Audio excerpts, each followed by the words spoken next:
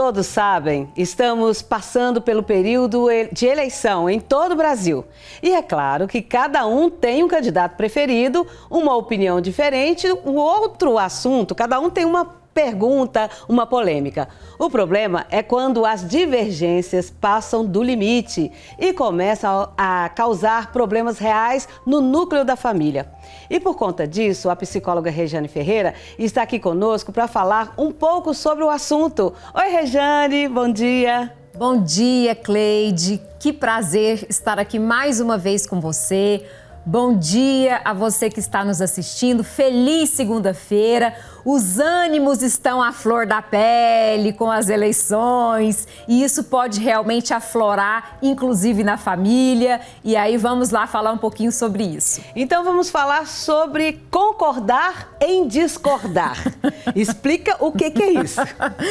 Olha só, que a gente sabe que cada pessoa tem o seu ponto de vista, a sua história, a sua identificação, um pouco mais, seja para a direita, para a esquerda, as suas filosofias de vida. Isso é natural do ser humano. O problema maior é quando a gente tem uma dificuldade muito grande em aceitar que o ponto de vista do outro difere do meu.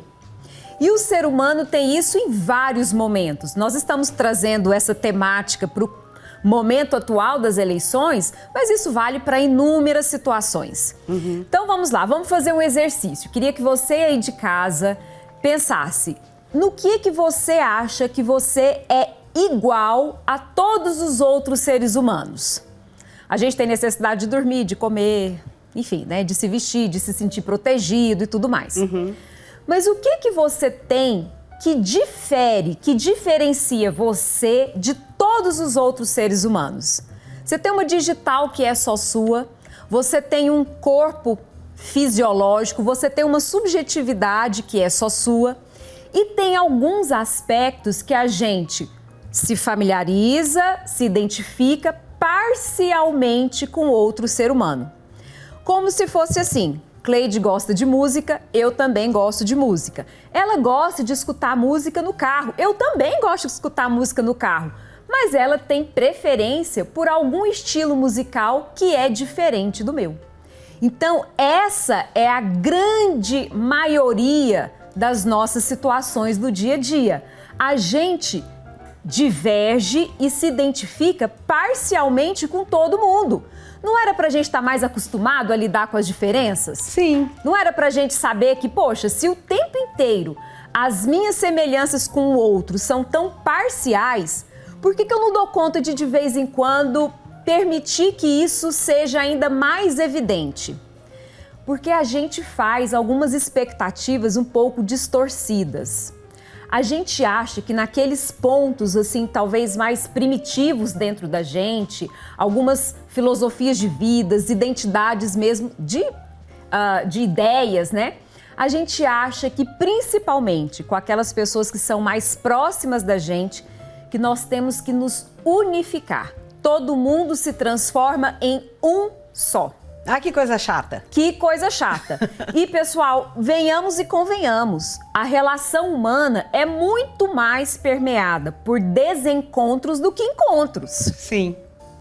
Mas na hora que é um desencontro que ultrapassa a minha capacidade de flexibilidade, de entender que um outro é verdadeiramente diferente de mim, se eu tiver essa neurose, eu não vou aceitar isso e vou entrar no embate, tentando fazer com que o outro passe a enxergar o mundo com a mesma lente que eu enxergo. Você está falando isso aí, eu estou pensando aqui numa frase que eu vi na internet com relação à música, que se você citou, eu me lembrei muito bem. Existe música boa, o resto de ruim é funk. Como assim? Por que música boa é aquela que eu gosto? A música boa é aquela que eu conheço. Porque o funk... Por que o funk é a pior música que tem? Por que eu não quero que você goste do funk? E isso me irrita. Como assim? A gente tem esse olhar... existe uma terminologia que a gente chama de crença dicotômica. O que é isso? É uma lente distorcida de olhar para si mesmo, para as outras pessoas, para o mundo e para a vida. O que é a crença dicotômica? É assim, pensamento ou tudo ou nada. Ou é do jeito que eu quero, ou é do jeito que eu acredito, ou para mim não vale nada. E eu acho que de alguma forma, agora voltando até um pouco para as eleições, eu acho que o ser humano aqui no Brasil, nós estamos com a emoção tão à flor da pele, que como se o que uma proposta se vem de um determinado candidato, parece que toda ela é maravilhosa. Se vem de um outro candidato, toda aquela proposta é ruim, ou vice-versa. Como se a gente estivesse olhando uma lente de pensamento tudo ou nada. E esse excesso emocional tira da gente a nossa capacidade de reflexão crítica, de racionalização. Eu tenho que dar conta de enxergar que no candidato tal, esses pontos aqui eu acho que são válidos, mas esse aspecto não me agradam. E com outro a mesma forma, para depois fazer ali minha escolha. Ao invés de repente, deixar essa emoção vir à tona e a gente cai nessa cegueira racional e não dá conta de permitir que uma outra pessoa venha com um olhar diferente do meu. Vou ainda falando sobre as eleições. Tem pessoas que jamais agrediriam a outra em outra situação. Eu não sou agressivo, eu não vou brigar com ninguém, eu não sou assim. Mas como você disse, tá tão aflorado isso que a pessoa agride o outro e olha, ele me agrediu, eu não gosto dele e assim fica desse jeito. Agora, Cleide, eu fico pensando, eu acho que existem casos e casos. Realmente, tem algumas pessoas que não têm ali um perfil tão ávido, tão agressivo, né? E de repente, de uma forma muito surpresa, né, demonstra um comportamento tão ruim. Mas eu também tenho visto mais outras esferas, do tipo, já existe um conflito prévio, já existe uma visão de mundo muito diferente entre as pessoas, mas aquilo ali era meio que velado. E agora está havendo uma oportunidade de extravasar a diferença que eu tenho com o outro e que eu não aceito.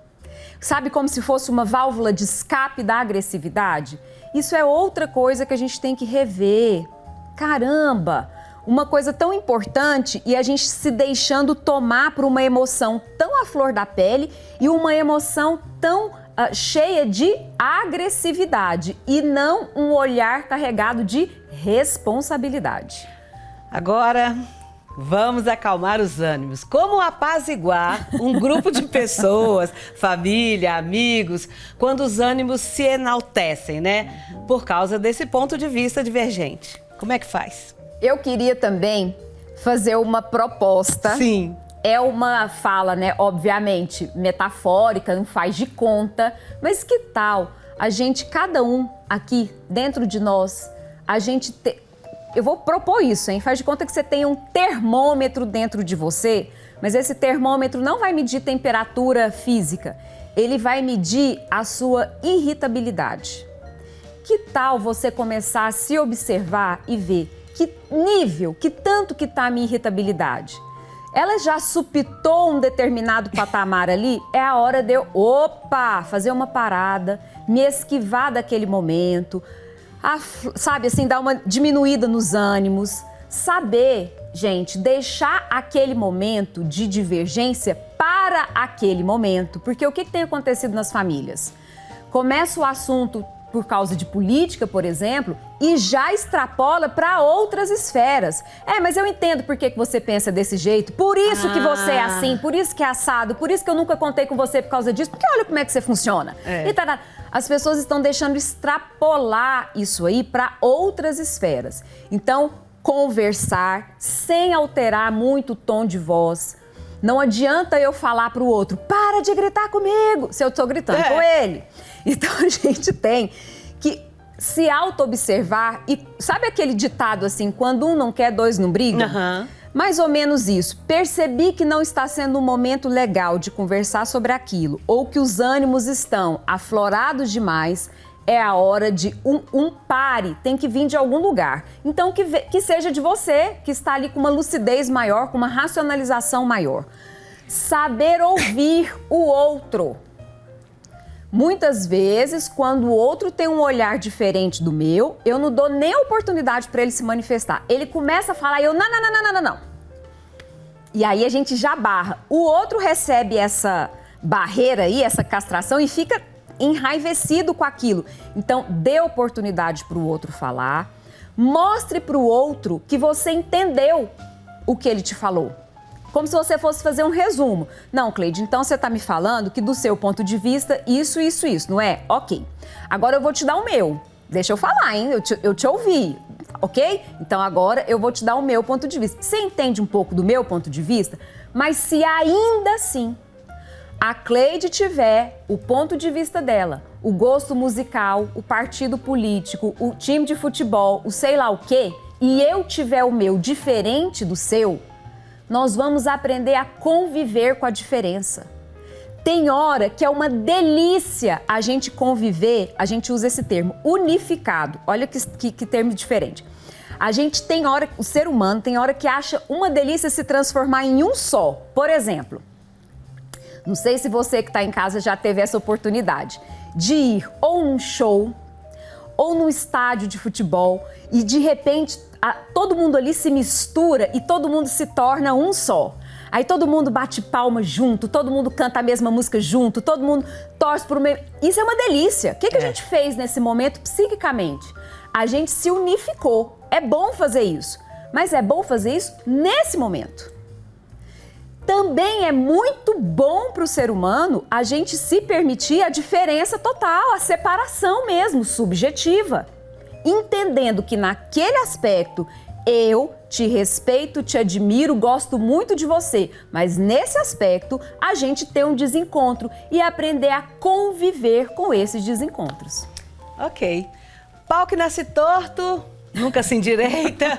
Ou seja, a pessoa mais cabeça dura vai ser sempre assim, tão intransigente? A gente sempre, eu tenho um olhar muito positivo para o ser humano, eu acho que eu tenho um olhar até muito otimista para o ser humano e acho que a gente tem que ser assim, acreditar nas pessoas, acreditar na melhora, acreditar nos processos de aprendizagem. Agora, de fato, tem algumas pessoas que são excessivamente intransigentes. Sabe aquele olhar dicotômico, ou tudo ou nada? Algumas pessoas encaram a vida. E eu vou falar, quem encara a vida muito desse jeito tende, inclusive, a sofrer muito. Porque ele coloca como se fosse um filtro, só passa para cá o que eu deixo. Ele faz barreiras muito grandes. Então, na cabeça pau que nasce torto, morre torto, aquela sensação assim, eu sou desse jeito e vou morrer desse jeito e não há quem mude. Não há quem mude a minha ideia, não há quem mude o que eu penso, não há quem mude o que eu sinta. A síndrome da Gabriela. Eu nasci assim, exatamente. Aí, essa pessoa, o que eu posso dizer, infelizmente, esse jeito tão inflexível, ela tende a sofrer mais. E tende a solidão? Tende a solidão ou a solidão, ou deixar aquele climão no ambiente, que é ruim, né? Nossa, horrível. Ter ao lado dela pessoas sempre mais passivas, submissas, porque são as pessoas que vão conseguir tolerar mais, não é que elas achem bom, elas toleram um pouco mais, suportam um pouco mais, mas, infelizmente, é uma orientação. Se você vai, nesses momentos, nesses dias, se aproximar de uma pessoa muito cabeça dura, falar de um assunto tão tenso, tão melindroso, que está sendo essa questão da política, do segundo turno e tudo mais, e você sabe que essa pessoa tem uma divergência do seu ponto de vista, eu acho que realmente você tem que se questionar, será que é estratégico eu tentar provar para o outro, nesse momento, essa pessoa? Se questione, se você tiver aquela sensação, não, mas eu quero pelo menos provocar no outro alguma reflexão, fica a seu critério. Geralmente não é tão estratégico, porque essas pessoas muito enraizadas com o jeito que ela pensa, intransigente, não muda de jeito nenhum, elas tendem a não ouvir o outro. A escuta dela já é distorcida. Ela usa uma lente distorcida para ver o mundo e tem um ouvido que processa só do jeito que ela acha que deve. Se essa pessoa um dia conseguir ir para um outro patamar emocional, Seria muito bom, porque a gente evolui muito aprendendo a conviver com a diversidade, com a flexibilidade. Parar de achar que o mundo tem que ter o perfil, o aspecto do nosso ponto de vista. Isso se chama egocentrismo. Será que alguém sai desse egocentrismo ou vai morrer com ele? Depende dele. Se ele quiser, tem jeito de sair, mas a gente tem que ver se aquele momento é o momento que ele vai aprender isso e se você é o agente que quer se tornar ou não o professor dessa aprendizagem. Então, quando uma pessoa estiver numa discussão desse tipo que você ilustrou bem aí você fala, agora eu vou falar. Eu que sou intransigente. Você falou para mim, agora eu vou falar. Como eu sou muito cabeça dura, eu vou olhar para você, vou concordar com você, mas eu não estou ouvindo. Eu estou pensando, agora eu vou dar uma resposta. Que vida que essa pessoa tem, gente? Não é muito sofrido? Eu acho. Ela tem, geralmente, pessoas assim, que tem tanto olhar sobre si mesmo, a gente chama isso de relação espelhada. Ela nem consegue ver o outro. Ela vê a si mesma lá no outro. Aí ela fica o tempo inteiro assim, ó, ah lá, tá coincidindo comigo. Não tá coincidindo comigo. Ou seja, ela não tá vendo o outro. Ela tá vendo ela projetada no outro e vendo se aquela imagem de lá corresponde ou não com o que ela projetou. Se corresponder, beleza. Se não corresponder, ela vai ficar irritada com aquilo. É muito penoso, pessoal, ter esse nível de relação espelhada com as pessoas. Isso aí é o que a gente chama de uma relação no mundo não é um mundo, é uma perspectiva do imaginário, na teoria de Jacques Lacan. Imaginário não é de imaginação, é de imagem. Então, na verdade, eu não estou vendo o outro, eu estou vendo a mim mesma refletida lá no outro. Se o outro coincidir com o que eu penso, beleza. Se o outro não coincidir, eu me estresso com aquilo. Ué, mas a gente acabou de falar que nós temos muito mais tempo de desencontros do que de encontro. Penso tanto que não deve estar sendo sofrido viver desse jeito? Não vale a pena. E o que a gente deve fazer quando esses conflitos saem do controle? É hora, então, da gente apaziguar os ânimos. Ninguém precisa dar continuidade em uma discussão na hora que todos os ânimos já estão muito alterados. Não é nada frutífero. Para que você vai alimentar uma irritabilidade, colocar mais lenha na fogueira num momento que não tem nada propício para se provocar ali uma aprendizagem? Eu falo o seguinte, eu acho essa fala muito interessante. A gente chama a atenção de alguém quando a gente acredita que aquela chamada de atenção vai trazer para a pessoa uma reflexão, uma aprendizagem, uma mudança de postura e tudo mais. Bacana. Agora, para que eu vou chamar a atenção de uma pessoa se eu estou vendo que naquele momento sequer ela está me ouvindo? Não é a hora. Então, gente, a gente tem que ter assertividade nas nossas interações. O que é assertividade? O que falar, como falar, onde falar e quando falar. Comecem a refletir sobre isso. É o momento propício? Não sei. É o lugar propício? O jeito que você está falando é o melhor? Faz sentido tocar nesse assunto? Tá provocando uma aprendizagem aí para uma reflexão? Beleza. Se não, é a hora de fazer uma parada, realmente falar, vamos deixar isso para depois? Vamos deixar isso para outro momento? Ou seja, vamos inclusive encerrar esse assunto? Essa seria uma fórmula de apaziguar isso e quebrar essa divergência para um futuro melhor com essa pessoa? Eu acredito que sim. E tomar muito cuidado, né? Porque nós estamos falando de uma fase de uma emoção muito à flor da pele e aí as pessoas... gente, é real isso. Se o emocional supitou, pode saber que o racional tá aqui embaixo. Né?